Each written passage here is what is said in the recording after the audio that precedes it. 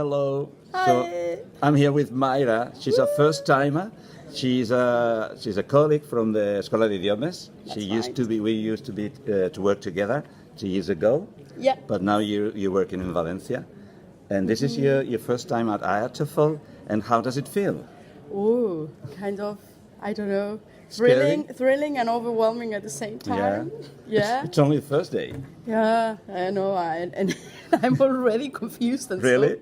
You're bloody tired. This is a neuron burner. You see, on Friday you'll be completely shattered, knackered. Yeah. I'm a bit scared. No, don't worry. The thing is to do is what we're doing now, which is skipping one of the sessions because otherwise it's too much, right? I needed that. It was a great idea. Yeah. Good suggestion. Yeah, of course. You had to come. So have you been to anything interesting? Do you remember anything you've been to? I do. To be honest, the first one was the best so far. Yeah. What was that? It was about. I went with Anna actually. We went together, and it was about. Let me remember. Project work and how to foster autonomous learning through project work. Ah, very and good. I don't remember the name of the speaker. To be honest, it was a very nice We'll check lady. it out later. Yeah. Yeah, we can check it out later. But it was very, I don't know, I suppose it was very practical because she showed us, specific examples of things that she'd done with her students. Was it a talk or a workshop? Was it 30 minutes or 45? I'll say it was a bit of a workshop. Yeah. Even if at the end we didn't have much time, to develop our part. But the intention was there. Yeah. It was clearly there. That's one of the things here. Talks are only 30 minutes. Workshops, 45 is never time for anything. No, 45 is just too little time. Yeah, but if you think that there's probably like 700, 800 talks and workshops in 4 days and a half, this is incredible. Okay. Yeah, it is. So, do you think you will come back to IATEFL? You still don't know. I have to, consider it.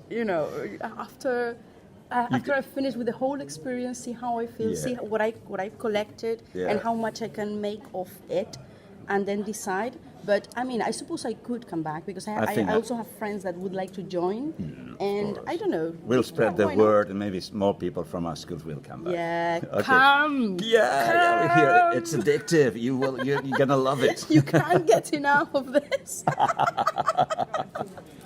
Right, so here I am with Fiona Mochlin. Yeah, Mochlin. Scottish, from Glasgow, and I attended your workshop this morning, and it was excellent. Thank you. Very good. It was about was it breaking barriers or melting barriers. Melting barriers. With adolescents. And and you gave a lot of. It was very insightful. A lot of information of how the brains are formed and shaped. Exactly. Yeah, it's a bit of neuroscience and a bit of psychology, and a lot of activities. Mm-hmm. And a fair bit of laughter. Yeah, I recently read a book about that. I don't know if you've had a look at that one. The Brain. It's called The Brain, and was very informative. But that book doesn't say anything about how the brain is formed, how it starts from the back. No. Yeah, because there's not much. When you look at books about neuroscience, there isn't that much about the development sort of between ages 12 and adult, because most cognitive scientists take it up to about age 12. Yeah. And then neuroscience sees did see the brain as a more of a fixed thing, studying the adult, and this is where your emotions are, and this is where the whole area of the development in adolescence particularly is modern, but that's partly because the whole concept of teenagers and adolescents is modern. It was very interesting because you pointed out that there are things that maybe teachers get frustrated, but honestly, teenagers can't help it because their brains are not developed. Yeah, there are certain aspects like reading people's emotions from their faces. And in fact, there was a big study published on this just about a week ago, although neuroscientists have known this for a while, but the big sort of proof one was done recently, that adolescents, when they look at somebody's face, they haven't yet kind of developed the capacity to fully analyse the emotions. So would you say they are incapable of empathy? We're not incapable of it, but it's much harder. Yeah, it's much harder. Empathy is in the middle, it's in the limbic system of the amygdala and the social brain, it's called. Yeah. So they're just learning it. But some kids have. Yeah. It's not like we don't have that part. Exactly. We do, but we have to learn to develop it and work it and whatever, We don't know how to use it effectively. Yeah, and anyway, the activities you gave us, or got us doing. They're really interesting. I mean, and fun. Good. It was Good, insightful good. and It fun. was a good laugh. Yeah. So anyway, thank you, Fiona, for Thank this you. little bit of interview. Thank you for being there. That was Yeah. great. So this is Ken Lackman, my colleague and friend. We met 3 years ago in Manchester, IATEFL Manchester. Remember? Whatever you say, I think so. Yeah, it was Manchester. It was we went. about three or We 4 went years. we went to a Pitch Express restaurant, and we had some fun over some kind of dessert. Yes, ice cream dessert. I remember that now. And anyway, I've seen you presenting last year, and I've been in Birmingham as well, and probably in Manchester. I remember Manchester, but you're not presenting this year. You're taking it easy. Yes, yes. That's why Sabbatical. I'm sitting here. Right. So, have you been to interesting things? Yeah, We yeah, went together to Hugh Della's. Yeah, were you were in Hugh Deller's Yeah, talk? I was talking next to you. Don't you remember? That's right. I was, I don't know. It all becomes a blur after a while, you know. even after one day. This Yeah, is really that's right. You were sitting next to neuron me. consuming. And I was very focused on because he's a very good speaker, and Yeah, he he is. has something very interesting and important to say. So. You're into the same kind of thing, me too. Lexical teaching, looking at language from the I'm point of looking at chunks. words and Yeah. chunks, collocation, that kind of Yeah, thing. yeah. I'm trying to focus less on individual words. Yeah. One thing I don't like.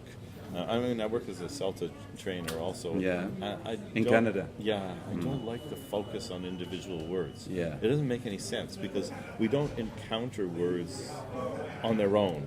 We Never. always encounter words like in real life. We always encounter words as part of a context, right? Yeah. So it makes no sense, like to say, Yeah. okay, here are the 10 words you're going to learn Yeah. today. I mean, it makes more sense to, like Find them in words context, in a of text, course, yeah, right. spoken or I written. usually use this metaphor with my students, like looking at words in a dictionary, isolated. It's like going to the zoo and you see animals out of their natural habitat, natural Yeah, they're in environment. cages. So you don't Yeah. understand them. So if you isolate words, you don't understand them. You Yeah. need the natural But, environment. and on the little sign in the zoo, it gives you some information Yeah. about the animal, Yeah. but you don't really understand You- the animal exactly, out of the context. It's the exactly. same thing with a word in the dictionary. Yeah, exactly. It's in a little cage. It's like a zoo. I like that. That's good. Okay, so Lexical zoo. a lexical zoo. That's Also a known as a dictionary. dictionary. Very good one. Okay, I'd so say we should publish a dictionary. Not that anybody publishes dictionaries anymore. Lexical They call zoo. it the lexical zoo. that's a good one. I know, that'd be a good name. So anyway, you're based in Toronto. Yeah, yeah. And another thing about you is you usually tell stories on Facebook, and I follow you, and I've used Occasionally, yeah. I've used some of your stories in my classes because Yeah. I like them. They're quite written in a spontaneous way, and they're not difficult to follow. My students understand them, so it's a piece of authentic text that I can that's work with. one thing about me. I teach EAP now, but I'm not very academic, and I'm not really fond of academia as such. Although I Me know neither. they, important things come out of out of research. Universities. But in the way that I speak, and people have said this to me.